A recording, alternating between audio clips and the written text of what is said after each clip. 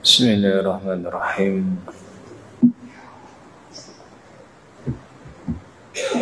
Assalamualaikum warahmatullahi wabarakatuh.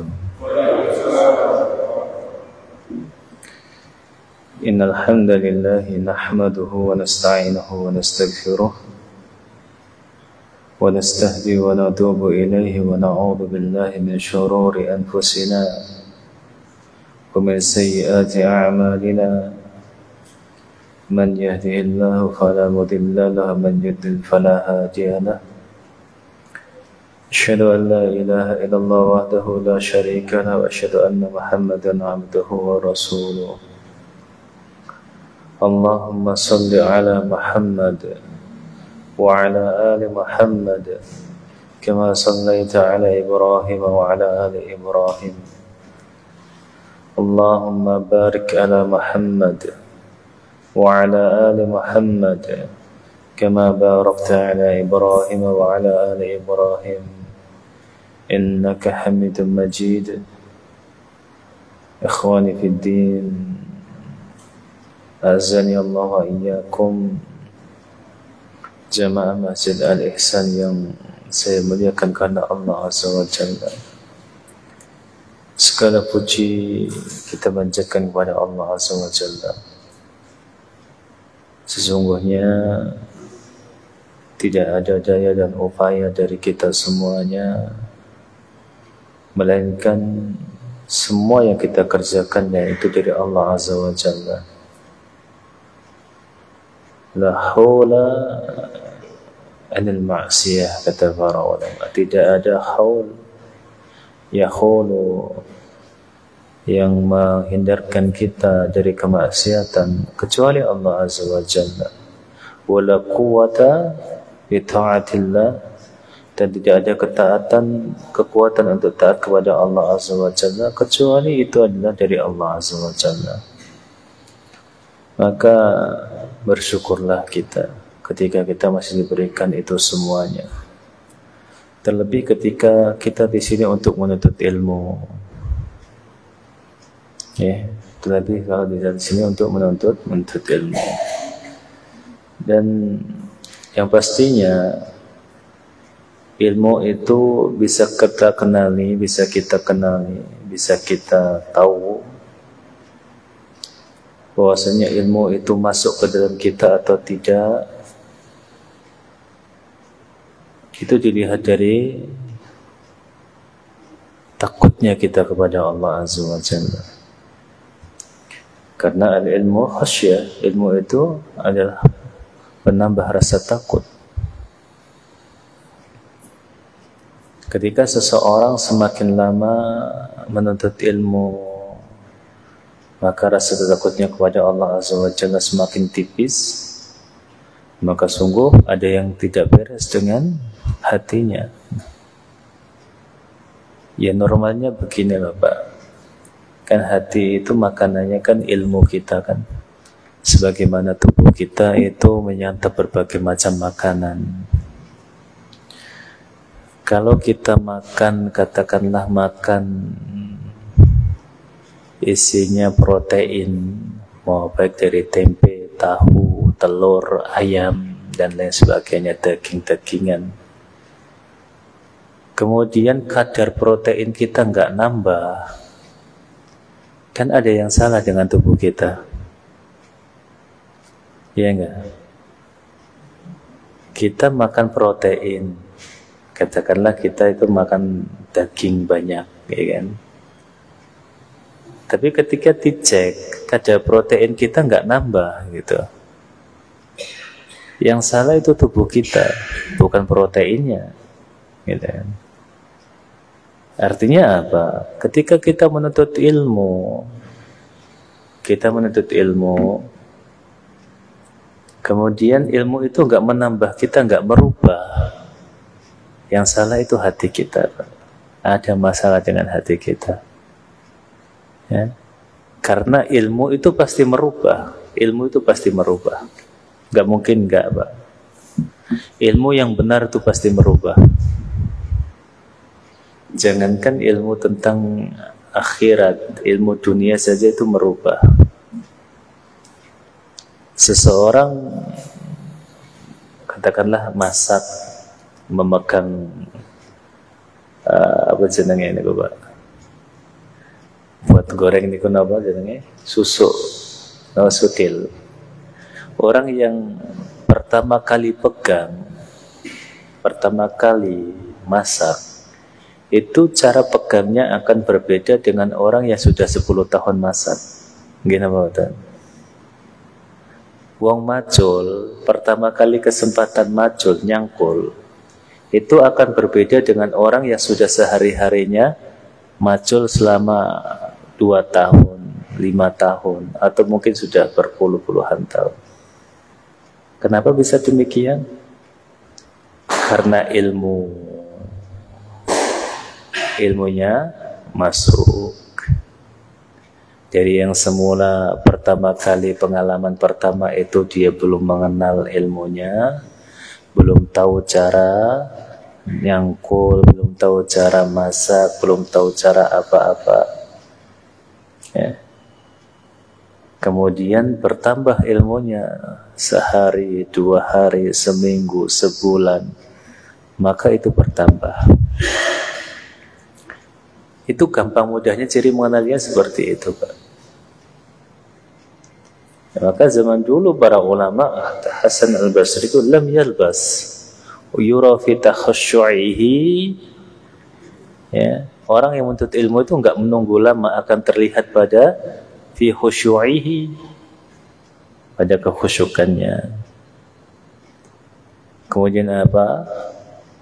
Isyarafihi wa karami wa hudu'i, akan terlihat mulia, wa akhlaknya akan terlihat lebih tenang, dan lain sebagainya.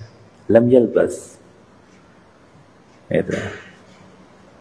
Mungkin kadang-kadang kita itu dapat apa namanya, tulisannya, dapat kontennya, dapat apa namanya, matanya, bisa kita tulis.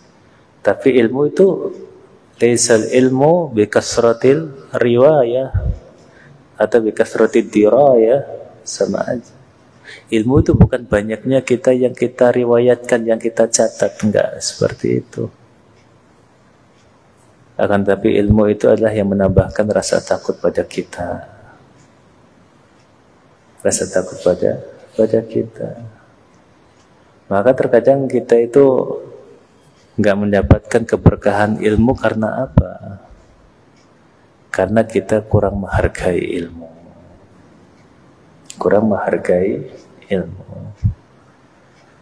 Ya. Banyak orang bermudah-mudahan dalam menuntut ilmu itu mungkin hanya dari lewat rekaman, atau mungkin dari lewat apa gitu ya, streaming atau apa itu. Akan tapi keberkahan ilmu itu bukan dari situ. Abul Aliyah, kita pernah bahas Abul Aliyah di Basrah. Basrah itu mana apa? Irak. Basrah itu mana? Irak. Ya. Kunna nasma'u ahaditsan Nabi sallallahu alaihi wasallam wa nahnu bil Basrah.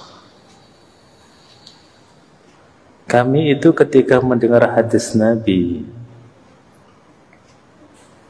ini hadis Nabi sudah terdengar, artinya sudah ada dari Bapak Fulan, dan ini orang ini siqah semuanya. Dari Abu Hurairah berkata demikian, Ibnu Umar meriwayatkan hadis Nabi demikian, Abdullah bin Abbas meriwayatkan demikian, semuanya itu sudah sampai ke Basrah, sudah sampai ke Irak,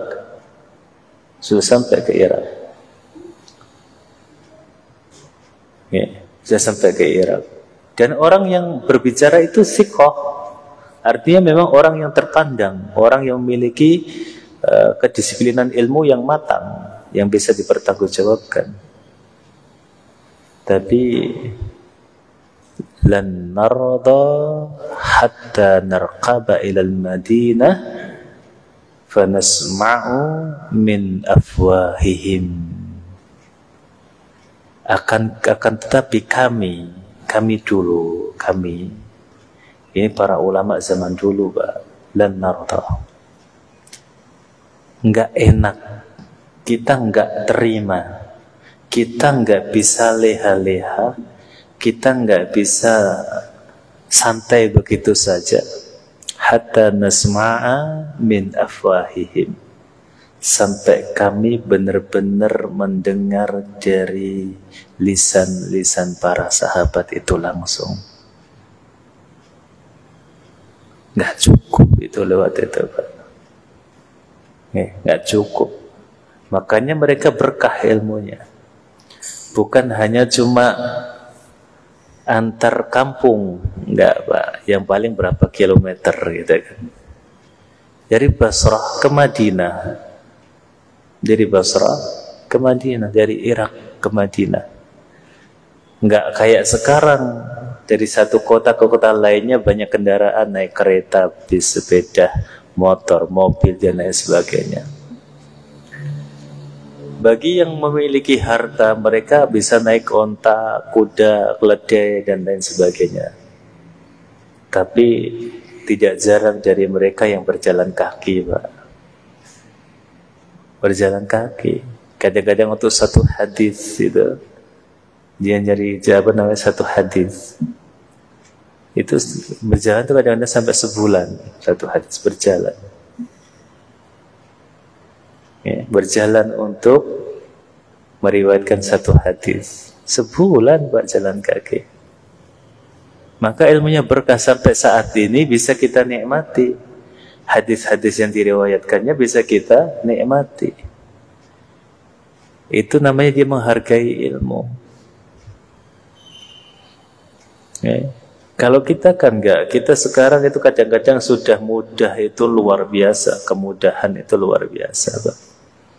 Ada streaming, ada live gitu kan. Yang kita itu bisa mencatat semuanya, Dulu saya itu waktu di Lamongan, Pak, karena memang pesantren biaya sendiri, dan saya paling kecil itu, saya ingat. Saya termasuk yang kecil, kan usia 16-15 tahun. Sudah pakai biaya sendiri. Dan kami berapa orang itu memang gantian. Gantian apa? Siapapun yang nantinya mereman, ya kan, di sana kan memang daerah pegunung, daerah Lemah Abang, Tegalan. Itu nanti yang hadir itu mencatat. Nanti untuk kita salin ke buku kita masing-masing. Ya namanya catatan orang, ada yang orang Jember, ada yang orang Purwokerto. Itu saya sering pinjam buku itu. Ya, ketika memang saya kebetulan ada jadi preman itu, Pak. Kadang-kadang wonten sing koa, wonten sing nyaju, ijir nopo, ya, macam-macam niku. Lumayan buat biaya buat itu. Jadi itu harus mencatat. Tapi yang namanya catatan orang itu nggak mungkin full. Maka kita nggak bisa mengandalkan satu orang gitu. Kadang-kadang juga berbeda. Tapi sekarang ilmu itu luar biasa, Pak, jenengan. Mudah sekali. Ulama Timur Tengah, ulama mau dari negeri manapun, jenengan. Mau yang kiblatnya Yaman, dari negeri Yaman, mau yang dari Maroko, dari Al-Azhar, ya, atau mau dari Universitas Madinah, Ummul Qura Mekah, semuanya ada. Terbuka lebar, seperti kita berhadapan-hadapan langsung. Apa yang menghalangi kita menuntut ilmu gitu? Apa yang membuat kita tidak bisa mendapatkan ilmu yang maksimal? Ketika semuanya terbuka dengan mudah. Dulu jenengan mau mendapatkan ilmu yang bagus sesuai dengan kitab, harus pesantren. Sekarang enggak, tinggal buka YouTube, buka apa di TV juga ada. banyak kitab yang dikaji, banyak majelis ilmu. Terus apa sih yang menghalangi kita? Kenapa justru keadaan seperti yang kita lihat, fenomena zaman sekarang, kok justru jauh dari kehidupan zaman dulu gitu, mulai dari moralnya, akhlaknya, kemudian khirasnya, semangatnya terhadap ilmu itu kurang. Ya, apa yang membuat seperti itu?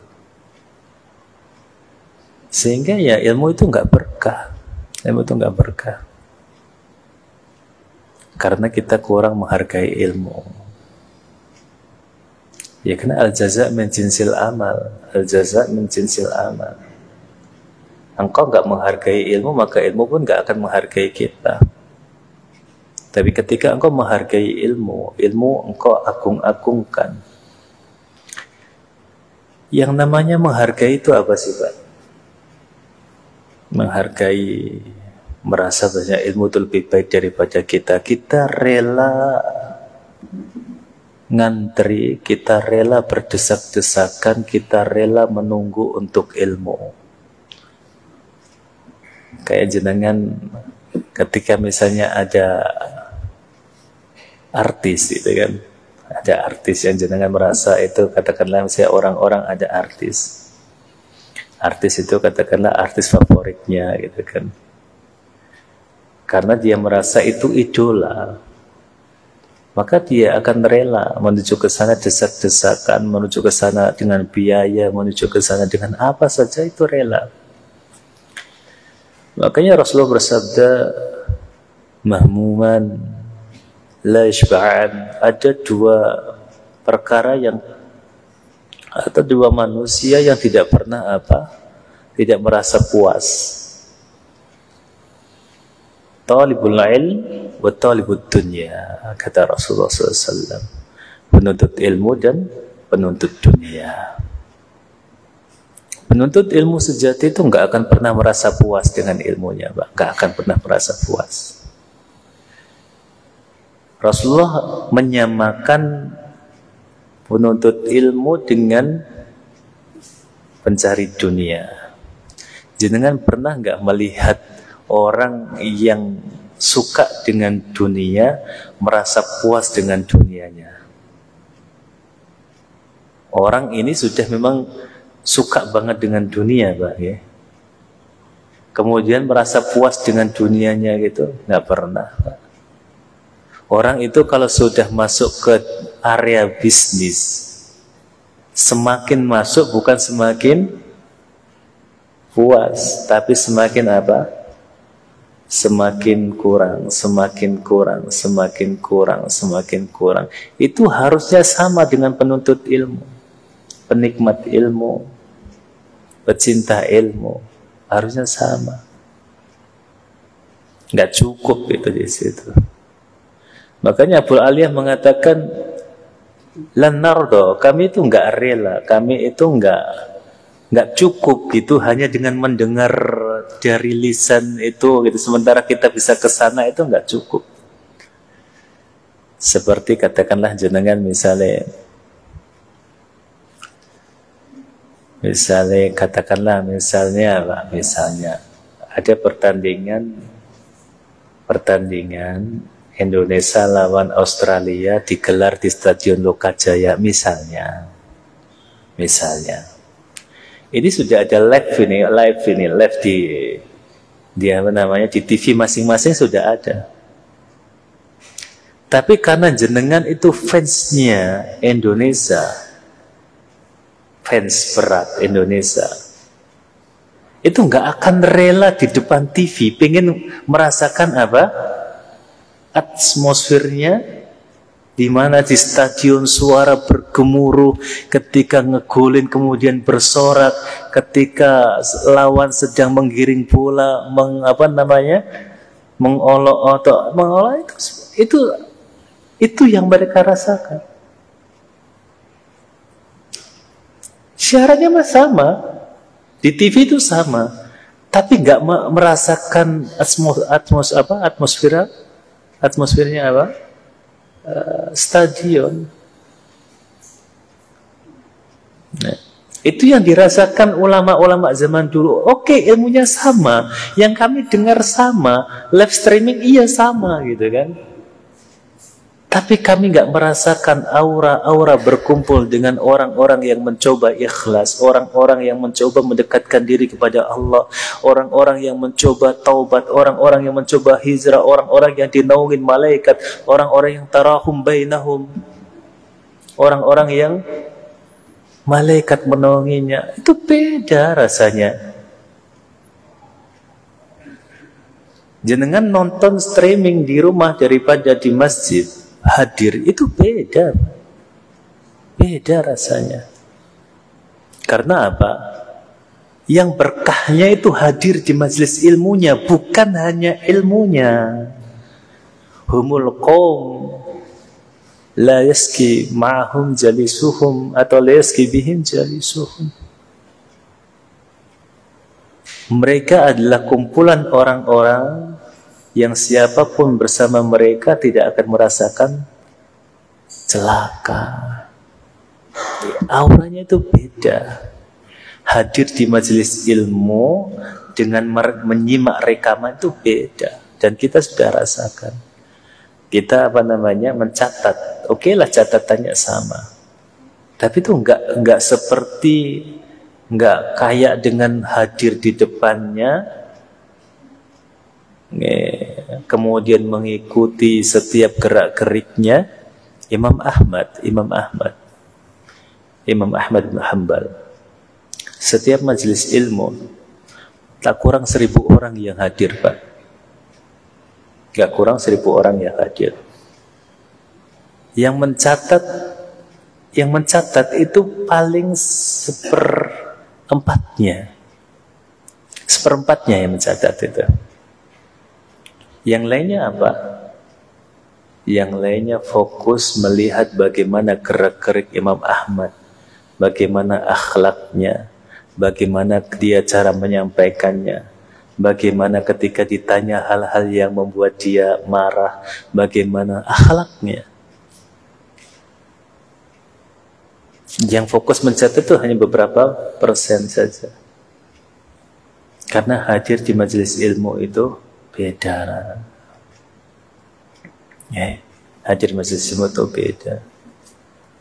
Maka pakailah cara para ulama, karena mereka sudah membuktikan ilmunya bermanfaat ketika pakai cara itu. Pakailah cara ulama, karena mereka sudah mengalaminya.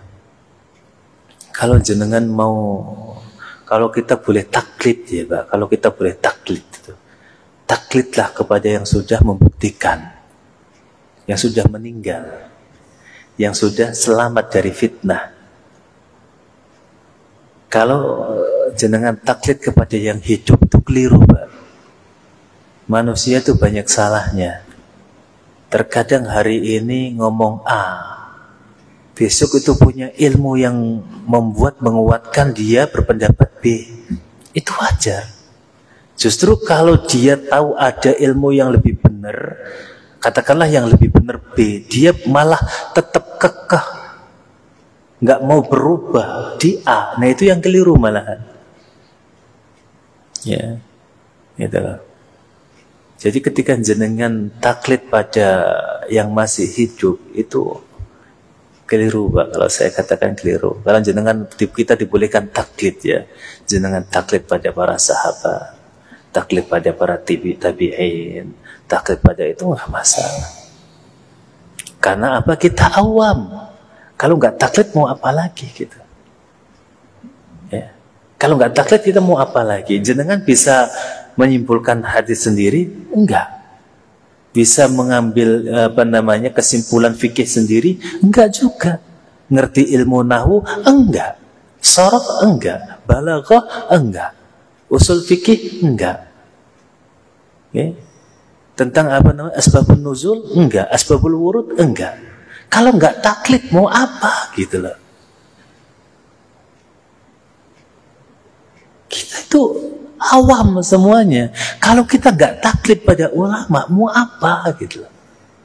Menyimpulkan hadis sendiri nggak bisa. Membuat hukum fikih sendiri nggak bisa. Kita hanya bisa apa? Taklid kepada ulama. Jadi jangan mengatakan seolah-olah jenengan nggak taklid ya Pak. Jenengan itu ya isinya cuma taklid. Kadang-kadang bab ini jenengan taklid kepada ulama fulan, bab ini beda lagi, gitu aja. Karena kita nggak bisa. Ayo, siapa dari kita yang bisa, katakanlah dari satu hadis gitu, bisa menyimpulkan bagaimana hukum dari situ. Kemudian asbabul wurudnya, hadis ini bagaimana kejadiannya. Kan untuk menyimpulkan suatu hukum kan butuh itu. Nggak semua hadis itu jenengan bisa pakai di fikih-fikih kadang-kadang untuk hari ini gitu. Karena ada asbabul wurud gitu, ada sebab-sebab Rasulullah bersabda demikian. Kalau kita nggak taklid mau apa? Mau bikin pendapat sendiri kan nggak mungkin malah. Ya memang harusnya taklid. Tapi ketika kita mencoba untuk menuntut ilmu, setidaknya kita tahu mana yang harus kita ikuti. Setidaknya kita tahu mana yang harus kita ikuti. Kalau memang para ulama demikian berpendapat ini, oh ini rajih, ini marjuh, ini qawi, ya, ini kuat, pendapat kuat, ini asah, dan ini yang paling sahih. Ya. Sebagaimana kemarin hadis yang sebelumnya, ketika ada dua orang, kita bahas lagi ya, di Bulughul Maram kita. Wa an Abi Sa'id Al-Khudri radhiyallahu ta'ala anhu, dari Abi Sa'id Al-Khudri, semoga Allah meridainya. Kharaja rajulani fi safarin, telah keluar di perjalanan dua orang laki-laki. Itu kalau kita mengartikan dengan cara pakai bahasa Arab. Kalau cara itunya ya, ada dua orang yang sedang bepergian gitu. Maksudnya kalau kita mengartikan dengan cara yang lebih gampang dipahami. Fakhadaratis shalah, maka datanglah waktu salat. Walaysa ma'ahuma ma'un, dan ternyata mereka berdua tidak memiliki air untuk berwudu. Fatayammama sha'idan thayyiban fasallaya, maka mereka berdua tayammum menggunakan debu yang bagus, kemudian mereka berdua sholat. Thumma wajada al-ma'a, kemudian mereka berdua mendapati air fil waqti, pada waktu yang sama, artinya waktu sholat yang sama. Waktu sholat itu belum habis. Ya. Waktu sholat belum habis. Jadi adzan itu hanya menunjukkan masuknya waktu sholat, bukan wajibnya waktu sholat. Paham? Masuknya waktu sholat ditandai adzan, tapi wajibnya waktu sholat itu mulai dari adzan sampai adzan yang setelahnya.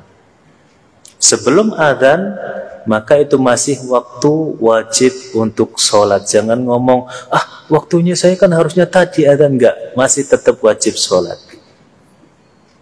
Adzan bukan tanda wajib sholat, tapi tanda masuknya waktu sholat. Itu ilmu fikih, Pak. Ya. Kalau wajibnya waktu sholat mulai dari adzan 1 sampai menjelang adzan kedua, adzan yang selanjutnya itu wajib. Maka ini orang sholat dua-duanya pakai tayamum. Kemudian thumma wajada al-ma'a, kedua-duanya mendapati air ternyata. Ya, fil waqti, di waktu sholat yang tadi mereka berdua pakai tayamum sholatnya. Masih berarti kan, katakanlah misalnya sholat duhur, jam setengah 12 adzan katakanlah. Sholatlah mereka berdua jam setengah 12 itu. Jam 1-nya mereka mendapati air. Kan masih waktu masuk sholat duhur kan? Nah itu. Masih waktu sholat duhur. Fa'ada ahaduhum as-salata wal wudu'a wa lam yu'idil akhar. Maka di antara keduanya ada yang fa'ada, ada yang mengulangi apa? As-shalah, mengulangi salatnya. Walam yu'idil akhar, dan salah satu di antara keduanya ada yang tidak mengulangi salat. Yang satu ketika mendapati air langsung wudu salat lagi. Yang satunya meskipun ada air tadi sudah sholat, ya sudah gitu kan. Summa ataya Rasulullah sallallahu alaihi wasallam. Kemudian mereka berdua datanglah kepada Nabi kita yang mulia sallallahu alaihi wasallam. Fadzakara dzalikalah. Kemudian mereka berdua menceritakan keadaan yang mereka berdua alami. Faqala lilladzi lam yu'id as-sabta sunnah wa ajza'atka as-shalah. Maka Rasulullah berkata kepada yang tidak mengulangi salatnya, asabta sunnah atau wa ajza'atka as-shalah.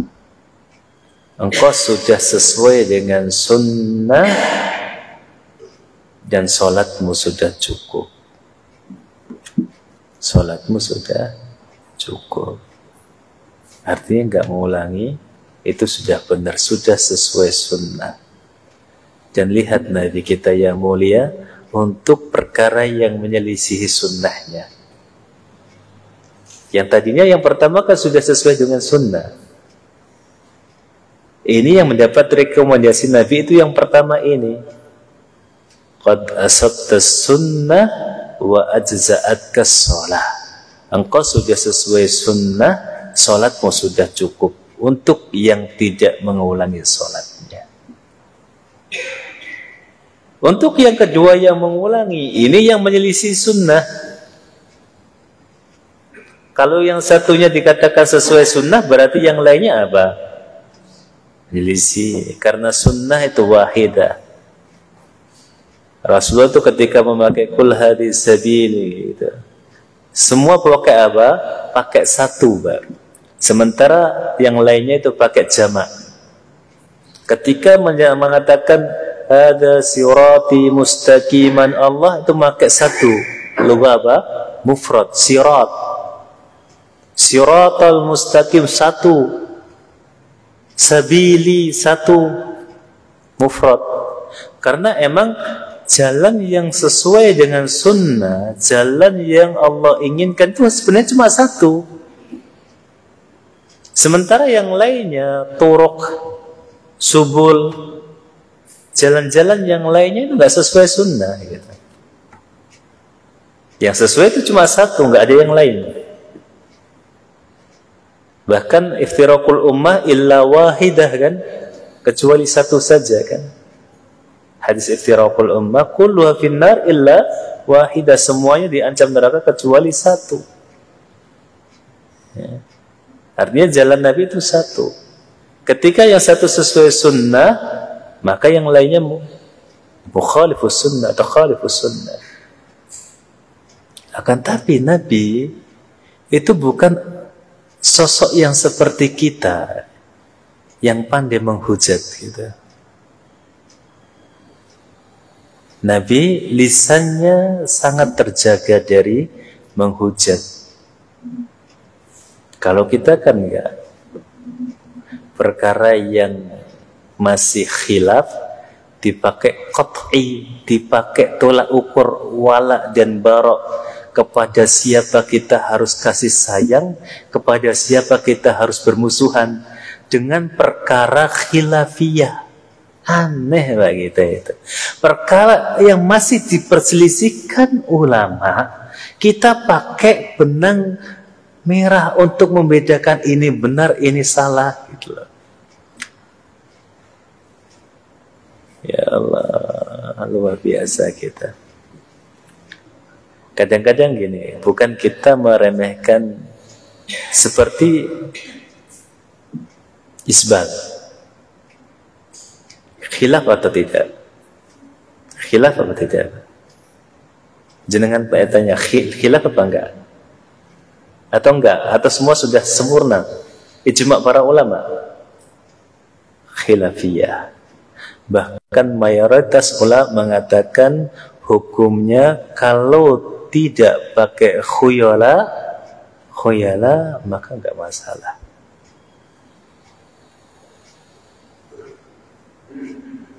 Tapi kalau mau sempurna, angkatlah di atas mata kaki.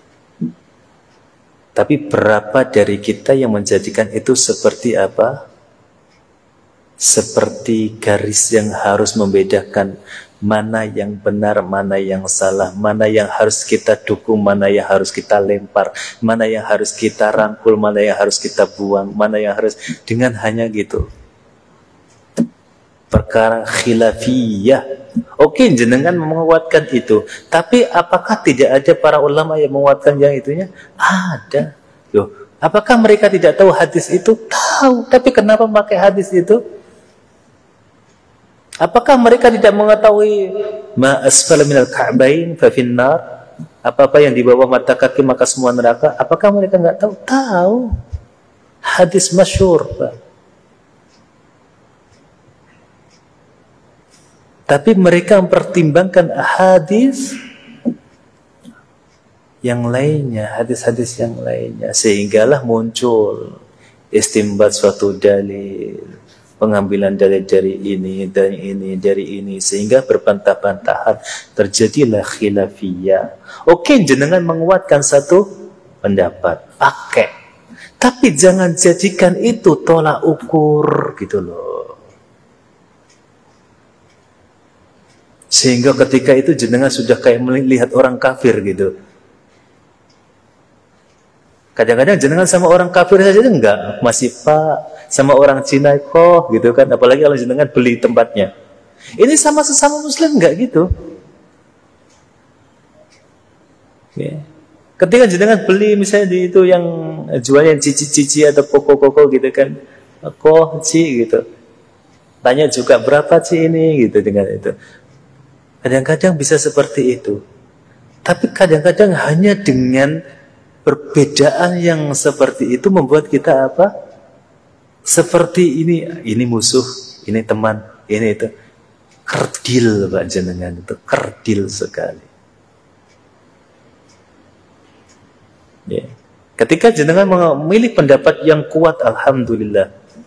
Ya, syukur kepada Allah, pakai, pegang erat-erat, jangan lepaskan. Tapi bukan berarti itu kesempatan kita untuk merendahkan orang lain. Itu bukan berarti kesempatan kita untuk membuat orang lain buruk di mata kita. Enggak seperti itu. Ya. Rasulullah lihat ketika orang itu mengulangi sholat, faqala lil akhar lakal ajru marratain. Engkau dapat pahala 2 kali. Oke, enggak sesuai sunnah, engkau dapat pahala 2 kali. Lisannya lisan yang sangat layyinun sahlun. Ya, maka Rasulullah itu apa? Ya, azizun alaihi ma anittum bil mu'minina raufur rahim. Rasulullah ketika jenengan mengalami kesusahan yang sebelum kesusahan itu jenengan rasakan betapa beratnya susah itu, Rasulullah sudah merasakan beratnya. Ya.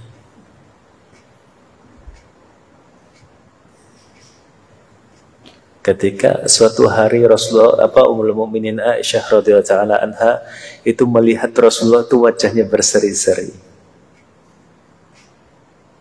Maka melihat Rasulullah wajahnya berseri-seri itu kesempatan Ummul Mukminin itu minta, ya Rasulullah ud'uli, wahai Rasulullah doakan untukku. Maka Rasul mengatakan, Allahumma firli Aisyah ma taqaddamat min dambihi wa ma ta'akhkhar wa sirran wa alaniyah. Wahai ya Allah, tidaknya apa? Ya Allah, ampunilah Aisyah dosa-dosanya, baik yang telah lalu ataupun yang akan datang, yang tersembunyi ataupun yang terang-terang. Fadhahikat. Maka Ummul Mukminin itu ketawa sampai apa? Sampai hatta apa? Hatta ra'sahu fi hijri, sampai apa? Kepalanya itu sampai di apa namanya, di pahanya gitu, saking ketawanya, saking senangnya. At-tasurruki da'wati, kata beliau sallallahu alaihi wasallam, apakah doaku membuat engkau senang wahai Aisyah? Bala ya Rasulullah, sudah tentu ya Rasulullah. Wallahi la innaha la da'wati li kulli ummati fi kulli sujudi. Demi Allah, doa itu yang selalu aku ucapkan untuk semua umatku di setiap aku sujud. Lihat Pak, Nabi kita itu, demi Allah, aku setiap sujud selalu berdoa, Allahumma firli ummati ma taqaddamat min dunubi wa ma ta'akhkharat sirran wa alaniyah. Ya Allah, ampunilah dosa umatku, baik yang telah lalu ataupun yang akan datang, yang tersembunyi ataupun yang terang-terangan. Itu setiap sujud beliau doa itu. Kita belum lahir, belum ada, tapi sudah didoakan oleh Nabi kita yang mulia sallallahu alaihi wasallam.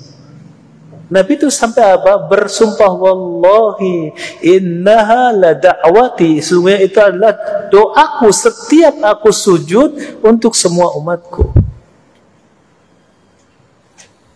Itu lisan Nabi. Kalau jenengan mengatakan pemegang sunnah, contoh seperti itu. Ketika jenengan mengikrarkan pengikut Nabi, pengikut Rasul, ahlu sunnah wal jamaah, contoh lisan beliau. Doakan kepada orang lain.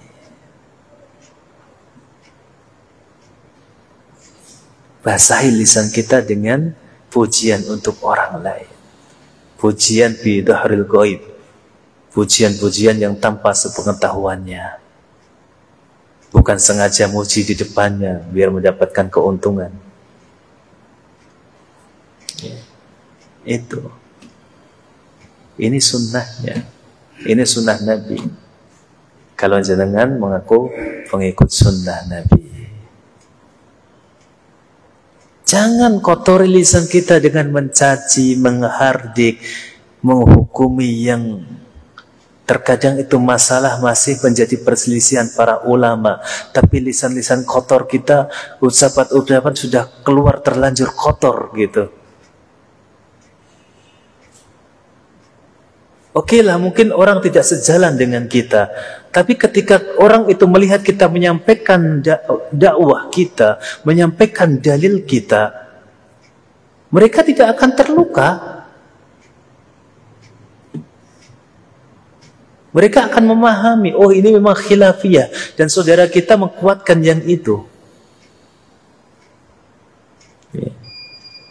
Tapi ketika kita hiasi lisan kita dengan ucapan-ucapan yang seharusnya seorang mukmin tidak mengucapkan tersebut, loh kita diucapkan seperti itu gitu kan. Kita dituduh gini-gini, kita gini-gini. Ya. Kadang-kadang lisan kita itu mudah melakopi orang lain. Ya. Ketika golongan itu kita lakopi demikian, ya. Lakop ini, lakop itu, lakop ini, itu yang lakop itu apa sih Pak? Julukan. Kita juluki orang golongan itu dengan ini, golongan ini dengan ini, golongan itu dengan itu. Sudah punya julukannya. Di lisan kita biasa mengucapkan itu. Dan itu sudah biasa mau menjadi bumbu-bumbu ucapan ngobrolan satu sama lain. golongan itu dikasih lakop ini, nggak menyebutkan golongannya, diplesetin gitu. Tapi ketika pas golongannya yang diplesetin, berapi-api, marah. Duh, apa cuma kita yang punya hati, mereka enggak? Apa cuma jenengan yang punya marah, mereka enggak gitu? Ketika kita mudah melakopi orang lain dengan ini bla bla bla bla bla bla bla gitu kan. Katakanlah kita menyalahkan ini bla bla bla bla, nyalakan gitu. Kita mudah menyalahkan orang, bangga, merasa hebat, merasa bagus, merasa benar. Ketika kita disalahkan, marah gitu. Apa cuma jenengan yang punya hati gitu? Kalau jenengan mau menyalahkan, disalahkan ya wajar gitu. Mereka punya salah, kita pun sama. Karena mereka manusia, kita juga manusia. Jangan mudah terpancing amarah kalau jenengan mudah menyalahkan. Ya berarti ya kalau kita boleh menyalahkan orang lain, orang lain boleh nggak menyalahkan kita? Gitu aja loh. Kalau kita boleh menyalahkan orang lain boleh nggak menyalahkan kita? Kan namanya itu apa namanya? Pendapat pribadi mereka. Oh kita disalahkan gara-gara begini-begini, boleh nggak? Boleh, silakan, wajar. Katakan misalnya kita mengatakan orang Muhammadiyah begini, Nahdlatul Ulama begini, orang Persis begini, orang ini begini, orang ini begitu. Tapi ketika mereka mengatakan orang Salafi begini, orang begini, wajar nggak? Wajar. Jangan hanya mau menyalahkan, nggak mau disalahkan. Itu bukan manusia namanya jenengan. Kalau jenengan merasa manusia, itu punya salah, punya dosa, disalahkan wajar. Jangan hanya mau menang sendiri. Ini yang harusnya kita kritisi itu di situ. Orang lain, orang kita itu biasa menyalahkan firqah ini begitu, firqah ini begini, firqah ini begini dengan apa? Semuanya dengan lantang ditunjukkan dalil ini begini dengan dalilnya. Boleh nggak? Boleh. Karena itu yang kita tahu, kita dakwahkan seperti itu. Tapi ketika orang lain menyerang balik kita dengan pakai dalil, dengan pakai kejadian, dengan pakai apapun yang terjadi pada kita, boleh nggak? Boleh juga. Jangan marah gitu. Kalau jenengan boleh menyalahkan orang, kenapa orang lain gak boleh menyalahkan?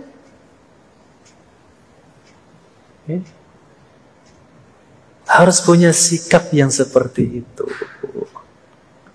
Jangan sesuatu yang belum qat'i, jenengan pakai dalil untuk walak dan barok. Oh ini beda kita di sini, jadi saya nggak ikuti ini. Maksudnya nggak mau temenan itu. Hanya gara-gara mungkin jenggotnya dicukur sedikit gitu kan. Tiba-tiba, udah nggak usah gitu. Deket aja. Jangan ketemu papasan salam aja enggak gitu kadang-kadang.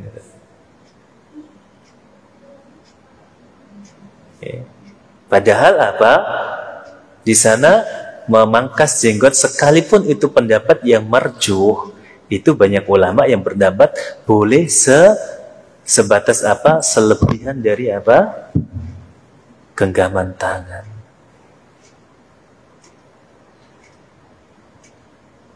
Itu perkara khilafiyah. Perkara khilafiyah. Terus kita jadikan perkara yang sudah pasti, menimbang ini sisi sini, ini sisi sini. Khawatir saya seperti itu, Pak. Khawatir, Pak. Namanya apa? Jenengan itu memperberat diri sendiri. Kadang-kadang itu dengan orang yang nggak sholat, jenengan itu bisa muamalah dengan bagus. Dengan sesama ahlu sunnah yang kadang-kadang belok dikit, jenengan sudah merasa kayak beda planet. Salahnya kita di situ. Mari kita bersama-sama perbaiki diri. yang menyampaikan juga banyak salah, bahkan mungkin lebih banyak salahnya dari yang mendengar.